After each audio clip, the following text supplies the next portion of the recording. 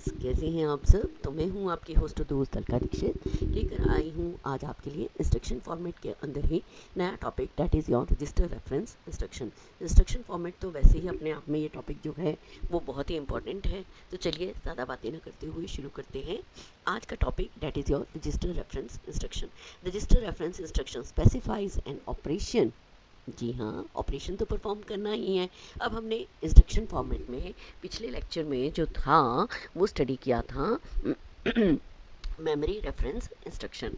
अगर आप लोगों ने ये स्टडी नहीं किया है तो पहले इसे भी स्टडी कर लें, लेकिन आप डायरेक्ट रजिस्टर रेफरेंस इंस्ट्रक्शन जो है वो भी पढ़ सकते हैं। तो रजिस्टर रेफरेंस, अब देखो ये जो रेफरेंस है ना, ये बड़ी इम्पोर्टेंट चीज़ है। क्यों? क्योंकि कोई भी पर्सन आता है, किसी को अपना कोई काम करवाना है तो वो किसी ना किसी का रेफरेंस लेके आता है, काम करवाना है। यानी कि अब सिस्टम के अंदर भी हम क्या करते हैं, बहुत सारे काम करते हैं, addition, subtraction, multiplication, division, save, ये वो बहुत सारे काम हैं। और वो काम क्या हैं? ऑपरेशंस हैं। ऑपरेशंस परफॉर्म करने हैं, लेकिन रेफरेंस किसका है, किसने भेजा है, कहाँ मिलेगा? ठीक है, तो वो रेफरेंस है कभी मेमोरी का, कभी रजिस्टर का, और कभी इनपुट आउटपुट का। तो आज हमारा जो टॉपिक है, यानी कि जो जिस पे हमें ऑपरेशन परफॉर्म करना है, वो ऑपकोड्स हमें कहाँ मिलेंगे? वो रजिस्टर में मिलेंगे। ठीक है, तो आज हम बात करते हैं रजिस्टर रेफरेंस इंस्ट्रक्शन की।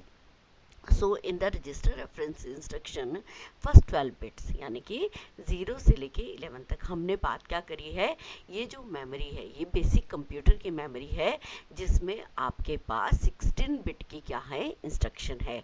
16 बिट की इंस्ट्रक्शन में आपके पास 0 से 11 क्या है, रजिस्टर ऑपरेशंस हैं। क्या हैं?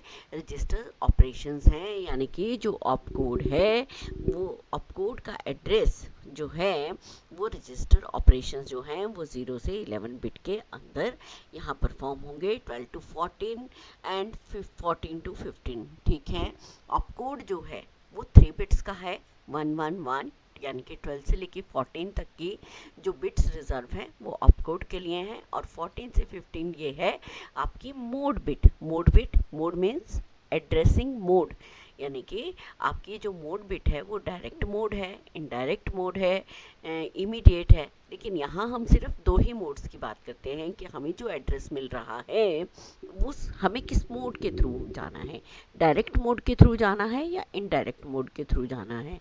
ठीक है, डायरेक्टली अगर मैंने आपको कहा कि मुझे कोई चीज़ चाहिए, ठीक है, मुझे मेरे लॉकर से ये वाली चीज़ ला कर दे दो, तो डैट इज़ डायरेक्ट। क्यों? क्योंकि मैंने एक एड्रेस दे दिया आपको, लेकिन मैंने कहा उस लॉकर में जाओ, उसमें 5th रो में वहाँ पर उस बुक के अंदर ये वाले पेपर्स पड़े हैं, उसको लेकर आओ। तो आप पहले वहाँ जाएंगे, फिर उसके फर्दर एक नए एड्रेस पे जाएंगे, तो that is your indirect address.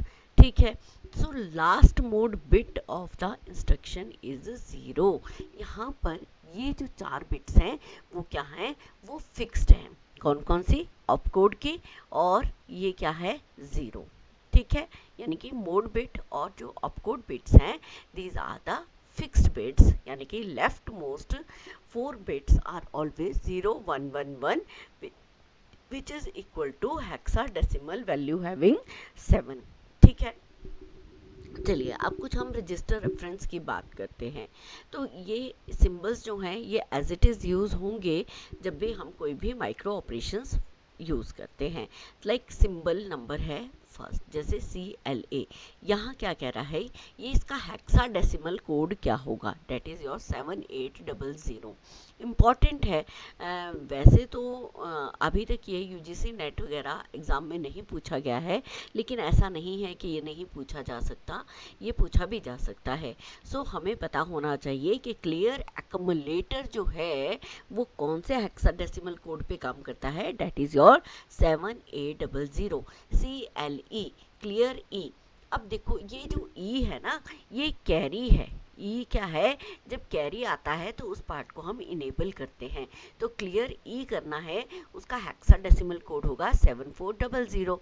CMA complement of the accumulator, यानी कि एक्यूमुलेटर के अंदर जो भी वैल्यूज़ पड़ी हैं, लाइक 1100 कुछ भी वैल्यूज़ हैं, हमें क्या करना है, उसको क्या करना है, कॉम्प्लीमेंट करना है। 1100 क्या बन जाएगा, 0011।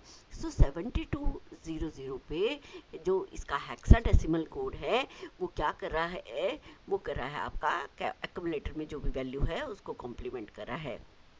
CMA क्या करेगा, 7100 हेक्साडेसिमल कोड पे आपके कॉम्प्लीमेंट कर देगा ई की वैल्यू। ई क्या है, जो भी हमारे पास, जब भी हम कोई जब हम 44 बिट्स या कोई भी ऐसा डेटा है जिसको ऐड करते हैं तो कई बार हम डिस्कार्ड कैरी करते हैं, लेकिन अब ये जो कैरी बिट है उसको स्टोर करने के लिए हम ई जो है वो यूज़ करते हैं, ई इनेबल्स के लिए यूज़ करते हैं। यानी कि यहाँ पर कैरी जो बिट स्टोर होगी वो कहाँ होगी, ई में स्टोर होगी। यानी कि अगर कैरी में आपके पास 1 है तो उसको कॉम्प्लीमेंट कर दो, so it will be 0, that is CME। Next आ जाता है सर्कुलेट राइट, CIR यहाँ जाएगा 7080। ठीक है, सर्कुलेट राइट जो है वो जाएगा 7080 पे। इसी तरह क्लियर जो सर्कुलेट लेफ्ट है वो आपके पास कहाँ जाएगा, circulate left AC and E। ठीक है, लेफ्ट AC एंड ई को भी हमें क्या करना है, सर्कुलेट करना है। लाइकवाइज अगर शायद आपको याद होगा जब हमने शिफ्ट ऑपरेशंस किए थे तो उसमें क्या था, सपोज ये 1 क्या है, दिस इज ई, यानी कि ये है कैरी बिट और ये मेरे पास डेटा है लाइक 1010। ठीक है, हम क्या कर रहे हैं, इसको राइट शिफ्ट करना है। ठीक है, तो सर्कुलेट अगर ये लेफ्ट है, ठीक है, अगर ये लेफ्ट है तो सर्कुलेट में वापस ये क्या होगा, ये जो 1 बिट है ये घूम के आ जाएगी। तो ये हो गया, ये दिस 1, दिस इज 0। ठीक है, दिस 1 विल बिकम्स हियर। ठीक है, नेक्स्ट 0 विल बिकम्स हियर। और ये जो सर्कुलेट ई जो है वो भी सर्कुलेट होकर अब ये शिफ्ट होकर यहाँ से जो है वो आपका शिफ्ट होकर यहाँ आ जाएगा। तो सर्कुलेट लेफ्ट है या सर्कुलेट राइट है, प्रोसेस सेम ही रहेगा।